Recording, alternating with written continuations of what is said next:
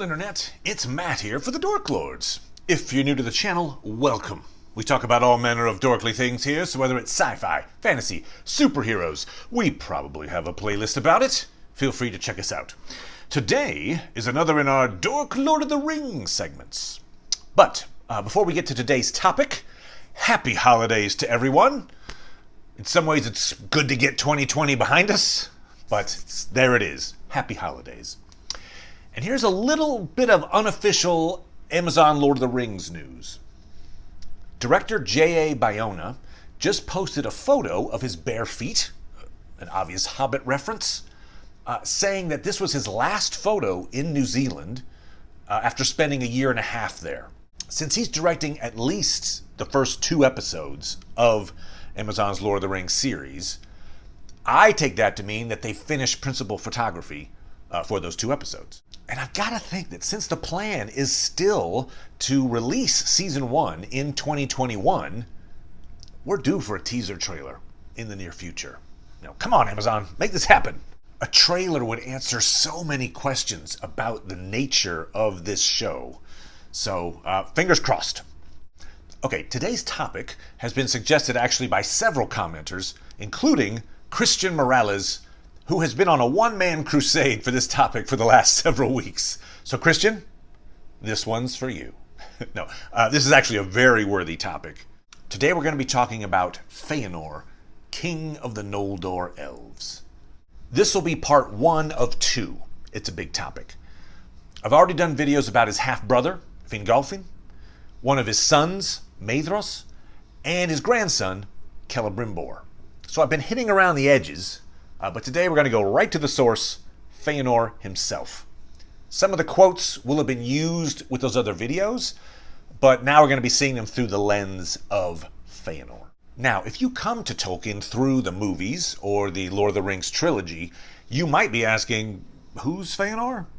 And true, by the time of the War of the Ring, he's been gone from Middle-earth for quite some time. But if I was making a list of the top 10 characters who've had the greatest influence on Tolkien's mythology, this guy makes the list. Easily. Maybe top 5. He definitely impacts the lore. Not necessarily for the better, but he makes quite an impact. And he does all of this before the First Age. Remember, the War of the Ring is taking place at the end of the Third Age. So you got to go back in time through the Second Age, through the First Age, pre-First Age, into the years of the trees. As we'll see, Feanor falls in combat just before the First Age begins. But before we jump back to the beginning, I thought I'd start by showing you how his name comes up in the trilogy, showing a bit of his legacy and how he's relevant to the story of the Lord of the Rings. In the appendices at the end of The Return of the King, Tolkien writes, Feanor was the greatest of the Eldar in arts and lore, but also the proudest and most self-willed. And we're going to see that theme echoed throughout Feanor's life. He is the best and the worst of elvenkind.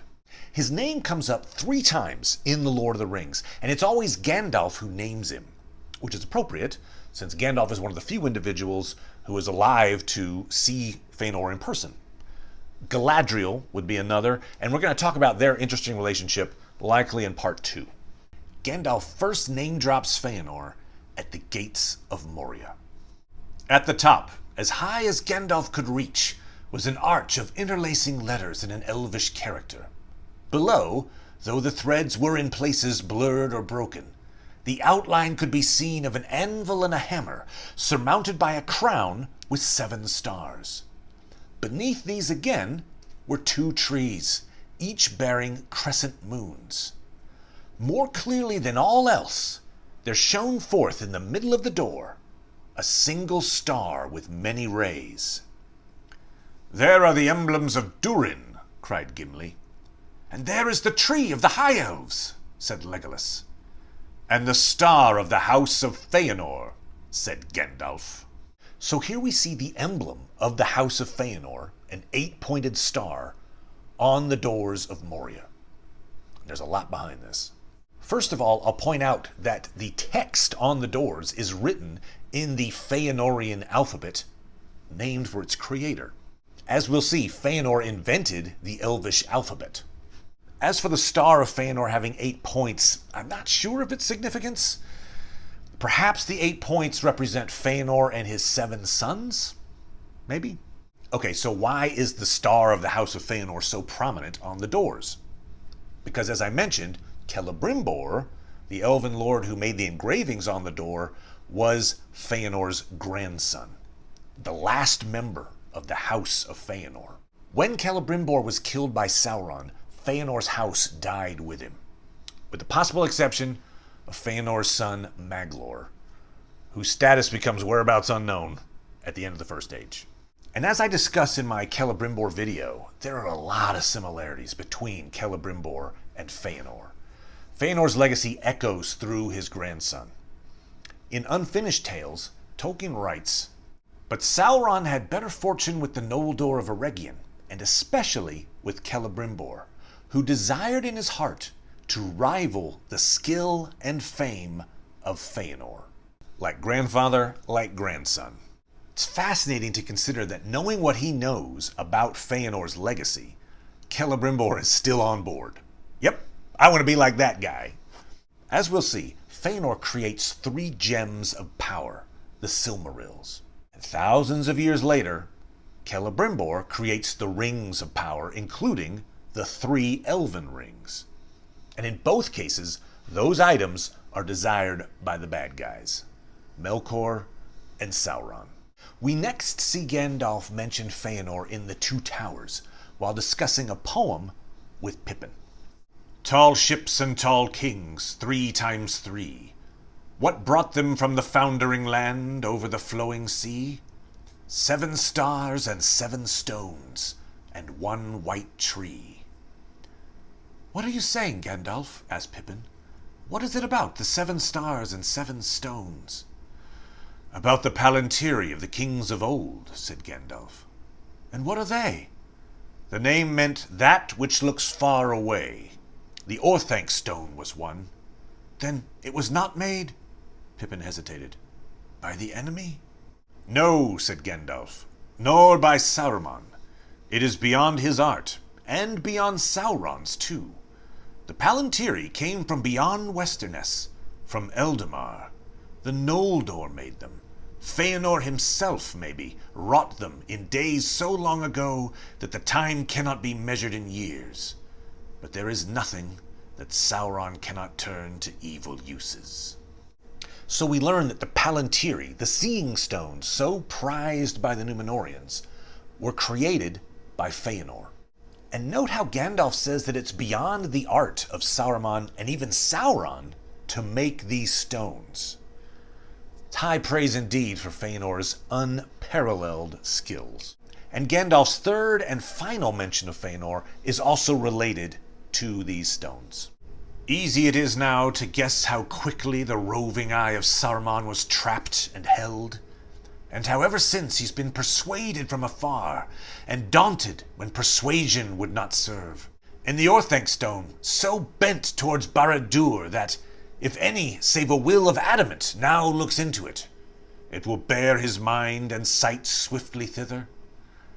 And how it draws one to itself. Have I not felt it? Even now my heart desires to test my will upon it, to see if I could not wrench it from him, and turn it where I would look, to look across the wide seas of water and of time, to Tirion the fair, and perceive the unimaginable hand and mind of Feanor at their work, while both the white tree and the golden were in flower." He sighed and fell silent.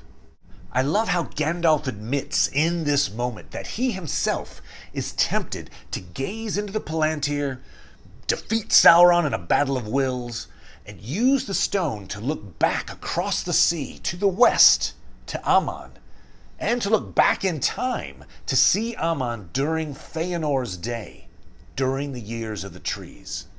I don't think this particular stone could pull that off, traveling through space and time, but I wouldn't tell Gandalf that to his face. Actually, Gandalf? No. But that's a great segue. Let's use the Palantir as Gandalf wished and journey west to Aman during the Years of the Trees. At the outset, I should point out the obvious. The first example of how important Feanor is to the mythology is in the title of the book, the Silmarillion. Feanor crafted the gems that named the book. So that's pretty important. Now, to get a good sense of Feanor's fall from grace, we've got to go back to his family. Feanor's family dynamic shaped his destiny. Finwë was king of the Noldor. The sons of Finwë were Feanor and Fingolfin and Finarfin. But the mother of Feanor was Míriel Serinde, whereas the mother of Fingolfin and Finarfin was Indis of the Vanyar. Feanor was the mightiest in skill of word and of hand, more learned than his brothers. His spirit burned as a flame. Fingolfin was the strongest, the most steadfast, and the most valiant. Finarfin was the fairest and the most wise of heart. So you've got the three sons of King Finwë. Feanor, the smartest, Fingolfin, the strongest, and Finarfin, the wisest. If you were casting them as a D&D party, you'd have Feanor the mage, Fingolfin the fighter, and Finarfin the cleric. All you need is a thief, and you're good to go. Probably need a burglar hobbit. But note that they had different mothers. That's odd. Elves don't remarry. But Finwë did, and here's how it went down. In that time was born in Eldamar the eldest of the sons of Finwë, and the most beloved. Cura Finwë was his name, but by his mother he was called Feanor, Spirit of Fire, and thus he is remembered in all the tales of the Noldor. Míriel was the name of his mother. The love of Finwë and Míriel was great and glad, for it began in the blessed realm in the days of bliss. But in the bearing of her son, Míriel was consumed in spirit and body, and after his birth she yearned for release from the labor of living.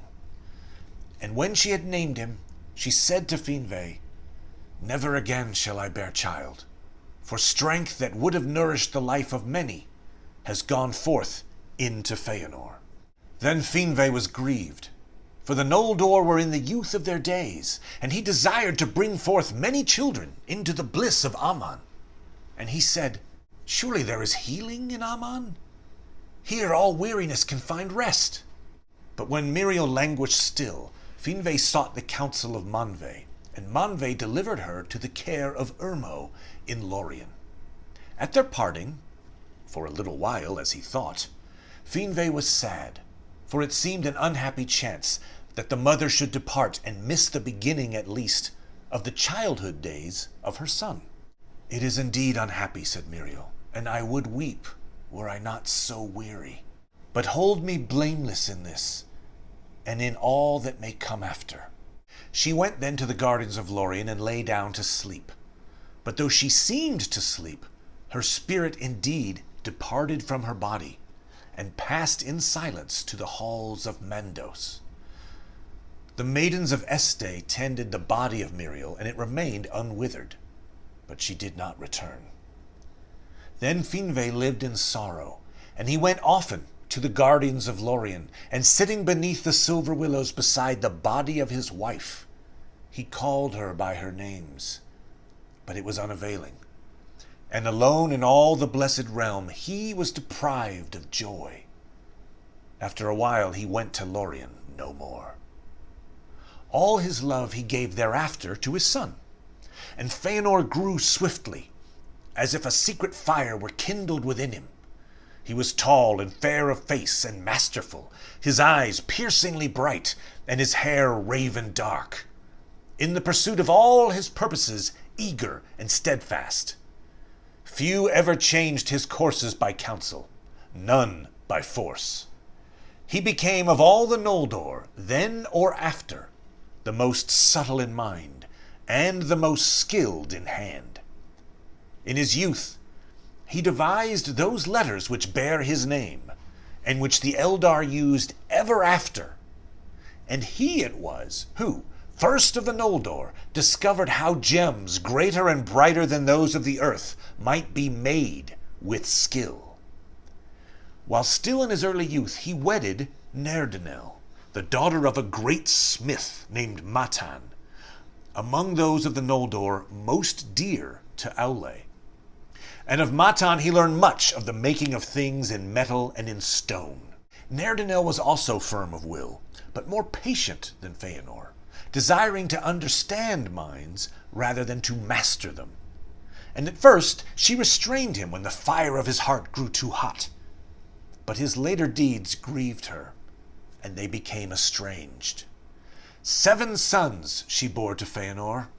Her mood she bequeathed in part to some of them, but not to all.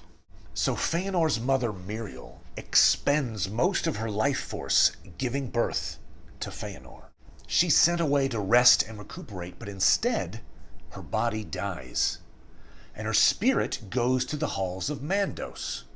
Now, she could have simply been reborn, come back to her body, but she chooses to stay in the halls of Mandos. She doesn't want to come back. So Feanor grows up with the guilt of knowing that his birth killed his mom, and likely with the sadness tinged with anger of knowing that she chose to leave him. She could have come back, but she rejected a life with her son. Feanor goes on to marry Nerdanel, and his new father-in-law, Matan, just happens to be one of the most skilled smiths in the land, favorite of the Vala Aule the smith. Matan teaches Feanor what he knows, which he's actually going to come to regret in later years. And Feanor and Nerdanel have 7 sons. The 7 sons of Feanor were Maedhros the tall, Maglor the mighty singer, whose voice was heard far over land and sea, Celegorm the fair, and Caranthir the dark, Curafin the crafty, who inherited most his father's skill of hand. Side note, Celebrimbor's dad. And the youngest, Amrod and Amras, who were twin brothers, alike in mood and face. Feanor and his sons abode seldom in one place for long, but traveled far and wide upon the confines of Valinor, going even to the borders of the dark and cold shores of the outer sea, seeking the unknown. Often they were guests in the halls of Aule. Note at the end there how Feanor and his sons were nomadic. They liked to explore. This is going to play into their eventual journey to Middle-earth. And note how they were often guests in the halls of Aule. Aule's name keeps being associated with the bad guys. Feanor, Sauron. Aule himself isn't sinister. It's just some of his notable followers. But I think Tolkien is wary of industry. Inventions being used to harness nature. And perhaps that's what these figures have in common. Now, Feanor wasn't the only one who felt abandoned by Miriel. So did Finwë, her husband. He wanted a wife and more kids. So he gets a special dispensation called the Statute of Finwë and Miriel that allowed him to remarry because Miriel was staying in the halls of Mandos. This is written about in Morgoth's Ring. It sounds like he just got a good lawyer, but in any case, statute in hand, Finwë remarries. Now it came to pass that Finwë took as his second wife Indis the Fair. She was a Vanya, close kin of Yngve the High King, golden-haired and tall, and in all ways unlike Miriel. Finwë loved her greatly, and was glad again. But the shadow of Miriel did not depart from the house of Finwë, nor from his heart. And of all whom he loved, Feanor had ever the chief share of his thought. The wedding of his father was not pleasing to Feanor, and he had no great love for Indis, nor for Fingolfin and Finarfin, her sons. He lived apart from them, exploring the land of Aman or busying himself with the knowledge and the crafts in which he delighted.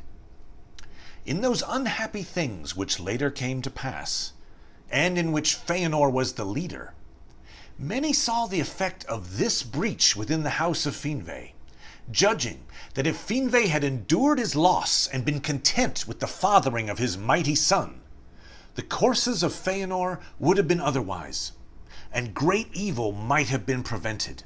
For the sorrow and the strife in the house of Finwë is graven in the memory of the Noldoran elves. That's saying something.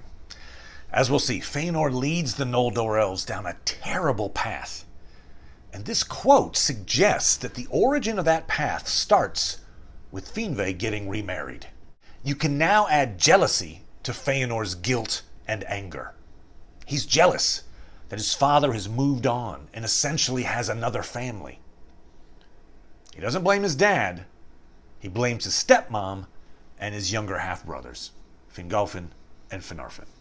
Now, during this time, still in the years of the trees, when the world is lit by the two trees of Valinor, Melkor is released from his imprisonment by the Valar.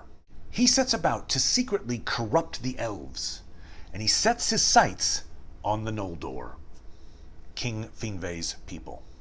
Now in his heart, Melkor most hated the Eldar, both because they were fair and joyful, and because in them he saw the reason for the arising of the Valar and his own downfall. Therefore, all the more did he feign love for them and seek their friendship, and he offered them the service of his lore and labor in any great deed that they would do. The Vanyar indeed held him in suspicion, for they dwelt in the light of the trees and were content. And to the Teleri he gave small heed, thinking them of little worth, tools too weak for his designs. But the Noldor took delight in the hidden knowledge that he could reveal to them, and some hearkened to words that it would have been better for them never to have heard. Melkor indeed declared afterwards that Feanor had learned much art from him in secret, and had been instructed by him in the greatest of all his works. But he lied in his lust and his envy, for none of the Eldar ever hated Melkor more than Feanor, son of Finwë, who first named him Morgoth, and snared though he was in the webs of Melkor's malice against the Valar, he held no converse with him, and took no counsel from him.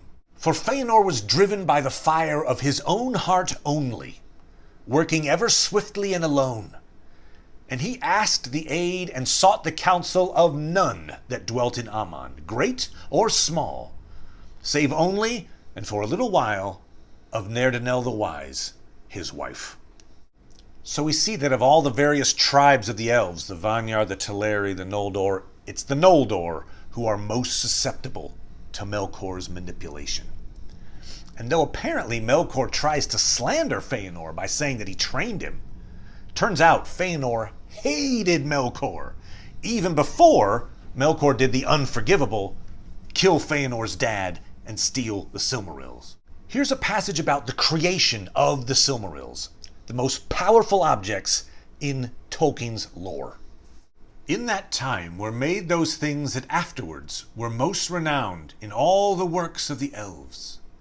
For Feanor, being come to his full might, was filled with a new thought, or it may be that some shadow of foreknowledge came to him of the doom that drew near. And he pondered how the light of the trees, the glory of the blessed realm, might be preserved imperishable. Then he began a long and secret labor, and he summoned all his lore and his power and his subtle skill. And at the end of all, he made the Silmarils. As three great jewels they were in form, but not until the end, when Feanor shall return, who perished ere the sun was made, and sits now in the halls of awaiting, and comes no more among his kin. Not until the sun passes and the moon falls shall it be known of what substance they were made. Like the crystal of diamonds it appeared, and yet was more strong than adamant, so that no violence could mar it or break it within the kingdom of Arda. And the inner fire of the Silmarils Feanor made of the blended light of the trees of Valinor, which lives in them yet, though the trees have long withered and shine no more. Therefore, even in the darkness of the deepest treasury, the Silmarils of their own radiance shone like the stars of Varda. And yet, as they were indeed living things, they rejoiced in light, and received it and gave it back in hues more marvelous than before. All who dwelt in Aman were filled with wonder and delight at the work of Feanor, and Varda hallowed the Silmarils, so that thereafter no mortal flesh, nor hands unclean, nor anything of evil will might touch them, but it was scorched and withered. And Mandos foretold that the fates of Arda, earth, sea, and air lay locked within them. The heart of Feanor was fast bound to these things that he himself had made. Then Melkor lusted for the Silmarils, and the very memory of their radiance was a gnawing fire in his heart. From that time forth, inflamed by this desire, he sought ever more eagerly how he should destroy Feanor and end the friendship of the Valar and the Elves. But he dissembled his purposes with cunning, and nothing of his malice could yet be seen in the semblance that he wore. Interesting that the Silmarils are alive. They rejoice in light. And we see this blessing bestowed by Varda, which becomes very important for the history of the Silmarils. If you want more info on the Silmarils, I've actually done a video on them as well. But no mortal flesh, hands unclean, or anything of evil will can touch the Silmarils, or they'll be scorched. We'll see this come back to haunt Maedhros at the end of the First Age, when after all of his attempts to reclaim the Silmarils, he acquires one, but his quest has left him impure of spirit, and so it burns in his hands. And this passage tells us that Melkor now desperately wants the Silmarils, and he wants to destroy Feanor and the elves. So he begins to secretly manipulate the Noldor elves to turn against the Valar. This is a longer quote, but very important. Thus, ere the Valar were aware, the peace of Valinor was poisoned. The Noldor began to murmur against them, and many became filled with pride. Fiercest burned the new flame of desire for freedom in the eager heart of Feanor. And Melkor laughed in his secrecy, for to that mark his lies had been addressed, hating Feanor above all, and lusting ever for the Silmarils. But these he was not suffered to approach, for though at great feasts Feanor would wear them, blazing on his brow, at other times they were guarded close, locked in the deep chambers of his hoard in Tirion. For Feanor began to love the Silmarils with a greedy love, and grudged the sight of them to all save to his father and his 7 sons. He seldom remembered now that the light within them was not his own. High princes were Feanor and Fingolfin, the elder sons of Finwë, honored by all in Aman. But now they grew proud and jealous each of his rights and his possessions. Then Melkor set new lies abroad in Eldamar, and whispers came to Feanor that Fingolfin and his sons were plotting to usurp the leadership of Finwë and of the elder line of Feanor, and to supplant them by the leave of the Valar. But to Fingolfin and Finarfin it was said, "Beware! Small love has the proud son of Miriel ever had for the children of Indis. Now he has become great, and he has his father in his hand. It will not be long before he drives you forth." And when Melkor saw that these lies were smoldering, and that pride and anger were awake among the Noldor, he spoke to them concerning weapons. And in that time the Noldor began the smithying of swords and axes and spears. And Feanor made a secret forge, of which not even Melkor was aware. And there he tempered fell swords for himself and for his sons, and made tall helms with plumes of red. Thus, with lies and evil whisperings and false counsel, Melkor kindled the hearts of the Noldor to strife. For Feanor now began openly to speak words of rebellion against the Valar, crying aloud that he would depart from Valinor back to the world without, and would deliver the Noldor from thraldom if they would follow him. Then there was great unrest in Tirion, and Finwë was troubled, and he summoned all his lords to council. But Fingolfin hastened to his halls, and stood before him, saying, "King and father, wilt thou not restrain the pride of our brother, Finwë, who is called the Spirit of Fire all too truly? By what right does he speak for all our people as if he were king? Thou it was that led the Noldor upon the long road through the perils of Middle-earth to the light of Eldamar, if thou dost not now repent of it, 2 sons at least thou hast to honor thy words." But even as Fingolfin spoke, Feanor strode into the chamber, and he was fully armed, his high helm upon his head, and at his side a mighty sword. "So it is, even as I guessed," he said. "My half-brother would be before me with my father, in this as in all other matters." Then turning upon Fingolfin, he drew his sword, crying, "Get thee gone, and take thy due place." Fingolfin bowed before Finwë, and without word or glance to Feanor, he went from the chamber. But Feanor followed him, and at the door of the king's house he stayed him, and the point of his bright sword he set against Fingolfin's breast. "See, half-brother," he said, "this is sharper than thy tongue. Try but once more to usurp my place and the love of my father, and maybe it will rid the Noldor of one who seeks to be the master of thralls." These words were heard by many, for the house of Finwë was in the great square beneath the Minden. But again Fingolfin made no answer, and passing through the throng in silence, he went to seek Finarfin, his brother. This is a major breach, an elf drawing a sword on another elf. It's a major no-no, and this gets the Valar involved. Feanor's going to need his father's lawyer. Now the deeds of Feanor could not be passed over, and the Valar were angered and dismayed, and he was summoned to appear before them at the gates of Valmar, to answer for all his words and deeds. Then at last the root was laid bare, and the malice of Melkor revealed. But Feanor was not held guiltless, for he it was that had broken the peace of Valinor, and drawn his sword upon his kinsman. And Mandos said to him, "Thou speakest of thraldom. If thraldom it be, thou canst not escape it. For Manwë is king of Arda, and not of Aman only. And this deed was unlawful, whether in Aman or not in Aman. Therefore this doom is now made. For 12 years thou shalt leave Tirion, where this threat was uttered. In that time take counsel with thyself, and remember who and what thou art. But after that time, this matter shall be set in peace and held redressed, if others will release thee." Then Fingolfin said, "I will release my brother." But Feanor spoke no word in answer, standing silent before the Valar. Then he turned and left the council, and departed from Valmar.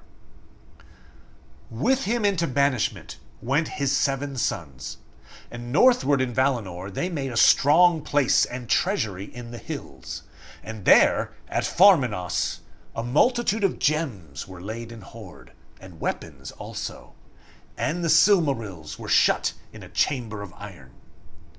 Thither also came Finwë the king, because of the love that he bore to Feanor. Thus the lies of Melkor were made true in seeming, though Feanor by his own deeds had brought this thing to pass. And the bitterness that Melkor had sown endured, and lived still long afterwards, between the sons of Fingolfin and Feanor. So Melkor manages to turn Feanor against his half-brother Fingolfin, to the point that Feanor publicly threatens Fingolfin with a sword. As a result, he's banished by the Valar for 12 years, which is 12 Valian years. It's equal to about 120 years as we know them. So Feanor, his father, and his 7 sons retreat to the fortress at Farmenos and lock away the Silmarils in a vault. A bit of time passes, and then one day, Melkor shows up and knocks on Feanor's door. It is told that for a time Melkor was not seen again in Valinor, nor was any rumor heard of him, until suddenly he came to Farmenos and spoke with Feanor before his doors. Friendship he feigned with cunning argument, urging him to his former thought of flight from the trammels of the Valar. And he said, "Behold the truth of all that I have spoken, and how thou art banished unjustly. But if the heart of Feanor is yet free and bold, as were his words in Tirion, then I will aid him, and bring him far from this narrow land. For am I not Vala also? Yea, and more than those who sit in pride in Valimar. And I have ever been a friend to the Noldor, most skilled and most valiant of the people of Arda. Now Feanor's heart was still bitter at his humiliation before Mandos, and he looked at Melkor in silence, pondering if indeed he might yet trust him so far as to aid him in his flight. And Melkor, seeing that Feanor wavered, and knowing that the Silmarils held his heart in thrall, said at the last, "Here is a strong place, and well guarded.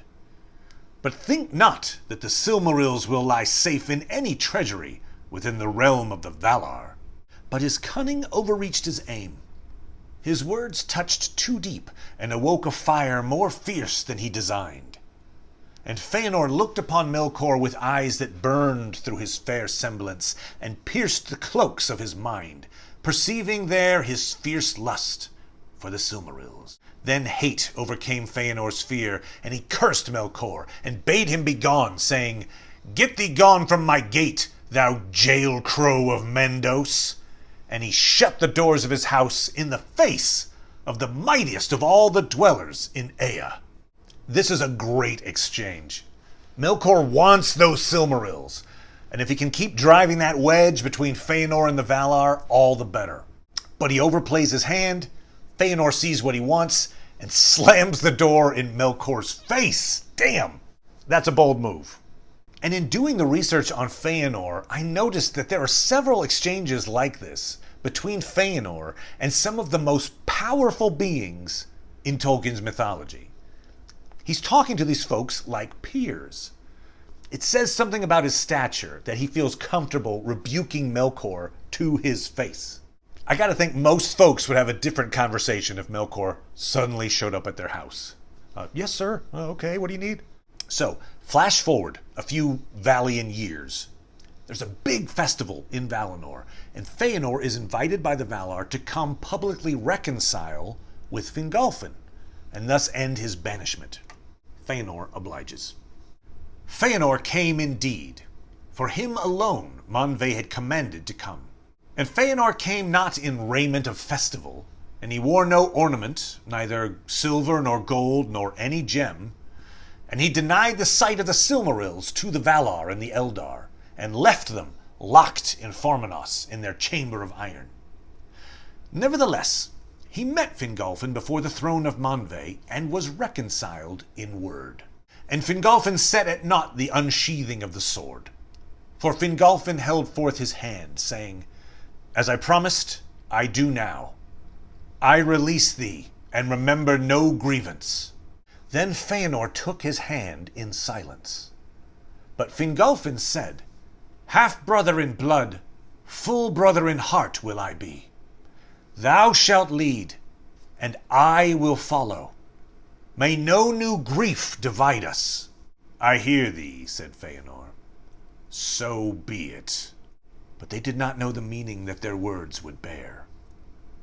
It is told that even as Feanor and Fingolfin stood before Manwë, there came the mingling of the lights, when both trees were shining, and the silent city of Valimar was filled with a radiance of silver and gold. And in that very hour, Melkor and Ungoliant came hastening over the fields of Valinor, as the shadow of a black cloud upon the wind fleets over the sunlit earth. So there's this tense meeting between the half-brothers, and Fingolfin does the diplomatic thing. He says, "I have no grievance with you. As far as I'm concerned, we're good." And he adds a very important line.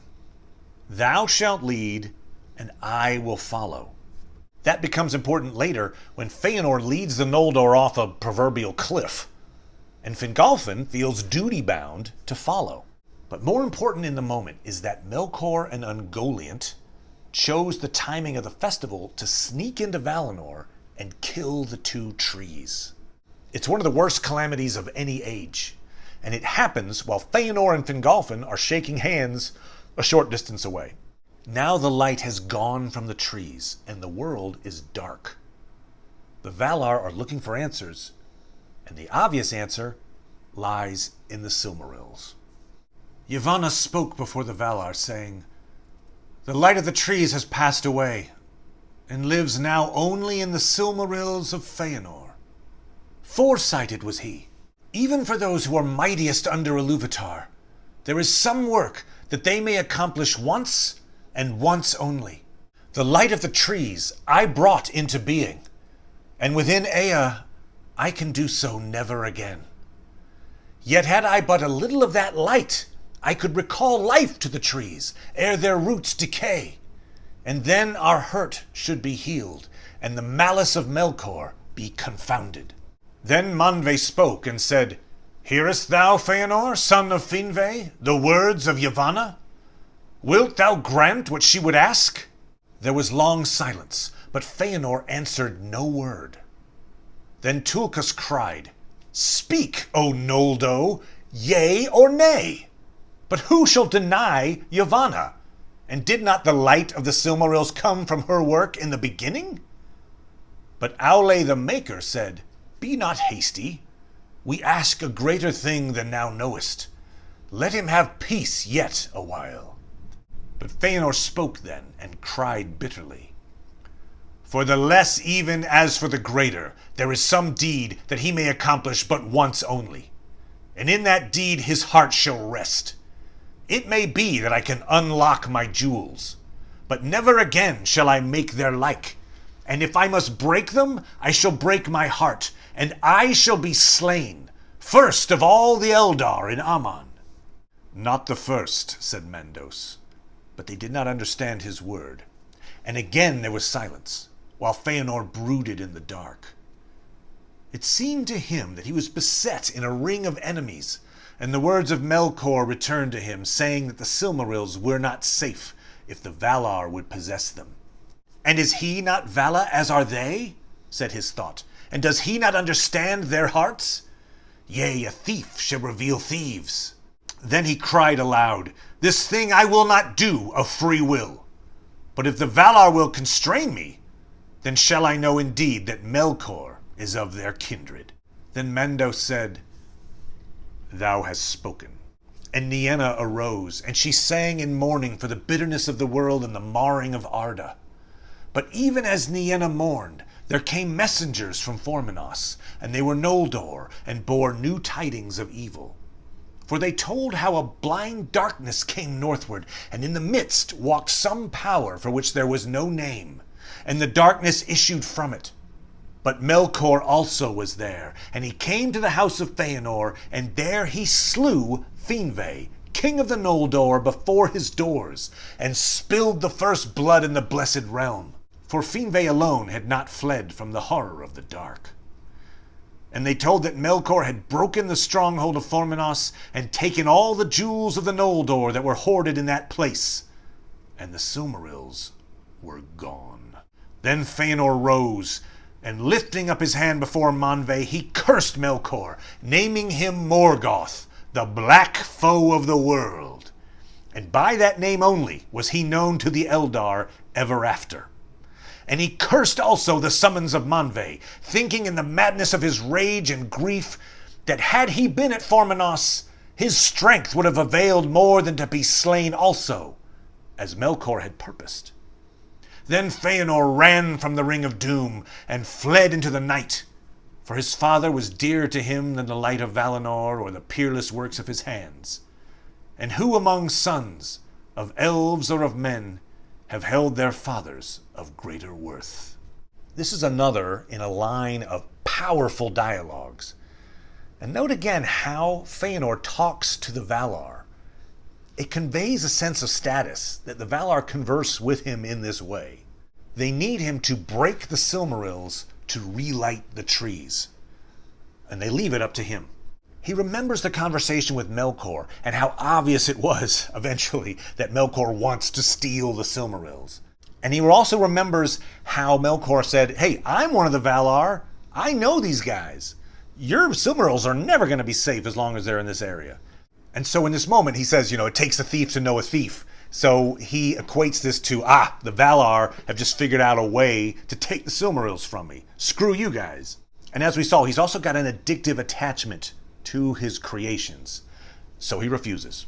And just step back and think about that for a second. The Valar, angels essentially, come to Feanor saying, we need your help to relight the world. And Feanor's like, nope. Wow. It seems like a terribly selfish act. Though he does say that if he breaks the Silmarils, it'll break his heart and make him the first elf slain in Aman. So perhaps that makes it a little less selfish. But note how Mandos, who has the gift of foresight, slips in that line, not the first. What he's doing there is cryptically letting on that he knows that Finwë, Feanor's dad, has just been murdered by Melkor. Sure enough, cue the messengers who come in with the bad news. Melkor and Ungoliant stormed Formenos, killed Finwë, stole the Silmarils, and headed to Middle-earth.